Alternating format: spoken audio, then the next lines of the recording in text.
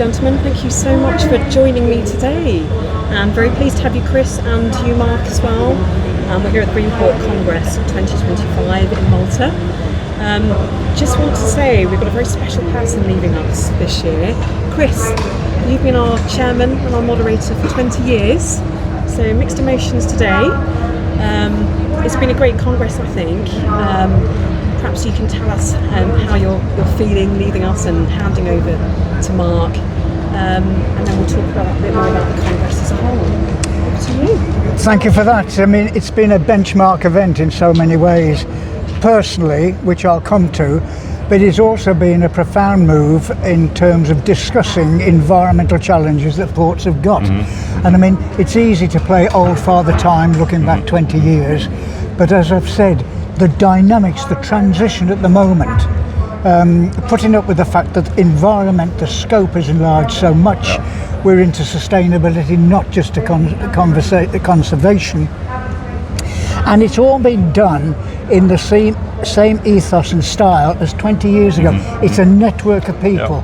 I mean, when we listen to some of the technologies, the AI, the science that's been mentioned to us during the last couple of days, it's people who make the decisions. It's society that breaks the rules or makes the rules. And I mean, when the port professionals are managing the impacts of such a wide variety of impacts, it's very demanding. I mean, you've seen the change even in your time. What do you think? No, it's indeed an enormous change. But before that, I'd like to thank you also for your contribution, even today, but also, of course, over the past 20 years. We know already each other for a very long time. I think actually even longer than this GreenPort Congress. So also from the EcoPorts projects that we did together, and it has all been an amazing, nice atmosphere, very collaborative. We of course different universities from different countries, with all the port professionals from different countries, but all thinking on how to get more control on environment. So very serious topics, of course, very, very relevant, but also a lot of fun. And actually it was so much fun. I don't know, we told that before, but I've been also out 15 years or so out of this world, because it was too nice. So it distracted me a lot from my academic work. So I thought, okay, I just need to stop. So I said no to several projects, and I just came back like 2 years ago. And then it's also amazing if you have been out for a while to see the change even more. And so it was also mentioned today, it feels like crisis on crisis on crisis. There's so many challenges for the ports today, so it's really interesting to be part of that. But the Congress has evolved itself. I mean, it really has become a network. You know, and I mean, without sounding like a lecturer, it is a coordinated group of people.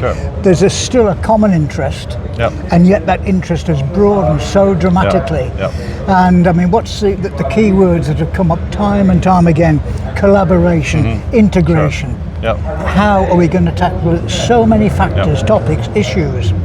And the other thing I like about the network itself is the fact that it's always been a blend of port professionals, industry, and academia. And if you add to that, we've got the pleasure, both of us as university lecturers, have seen students progress and begin making a profession in their own right. I think that's very special. Absolutely. So it's, I mean, you would agree, it's become a focus of good practices.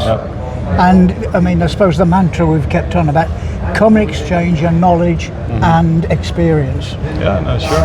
And it's good to see also that, of course, that in this, over this 20, maybe 25 years, it has now really become a very solid, established network in both the tools that are there from EcoPorts, but also a social network. There are also people here, colleagues from like Susan Dutt, so she was also one of.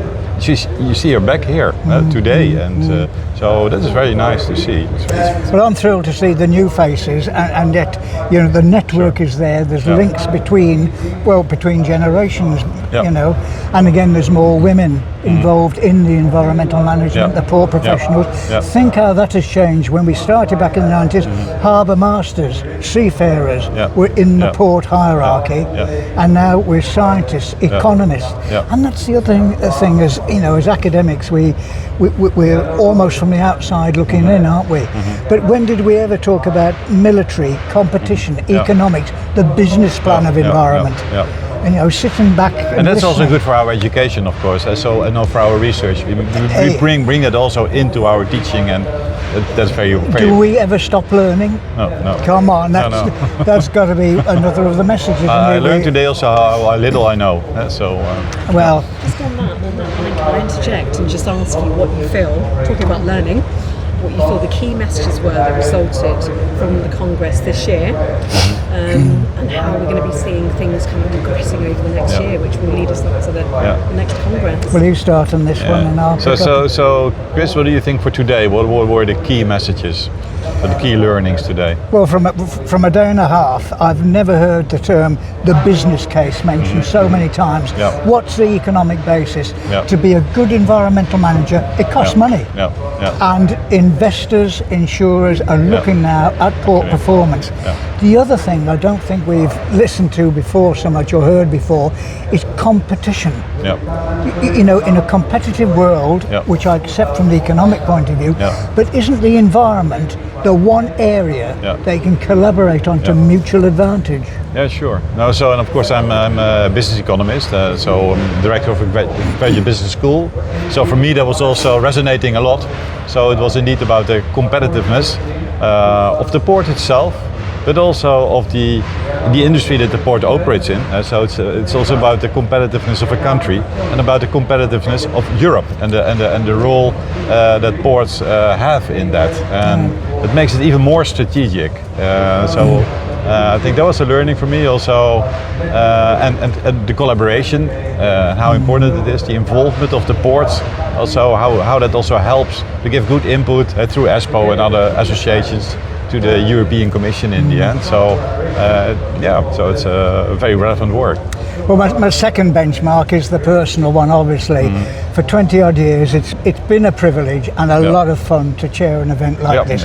And, you know, I keep repeating, it's all about people. Science, technology, digitalisation, I accept all that. But in the end, it's people. A delightful network to work with. People say, oh, you're enthusiastic. Come on, who gets the most out of it? And it's lovely to get the feedback, to see the initiatives. So it's very mixed feelings. It's a good time to finish, but I want to wish you and the other colleagues, Maketa, all the other members well. You'll do it differently, you'll do it better. And I mean, if things have changed over 20 years, I wish you well, mate, because the next 5 years and up to 2030, that'll be a challenge, but I expect you to be successful. All the best. Thank you, Chris. It was a pleasure working with you. Great inspiration. Do you have anything else you would like to say as our new chairman and moderator going forward into next year? What we can perhaps look forward to at the Congress next year? More of the same. Okay.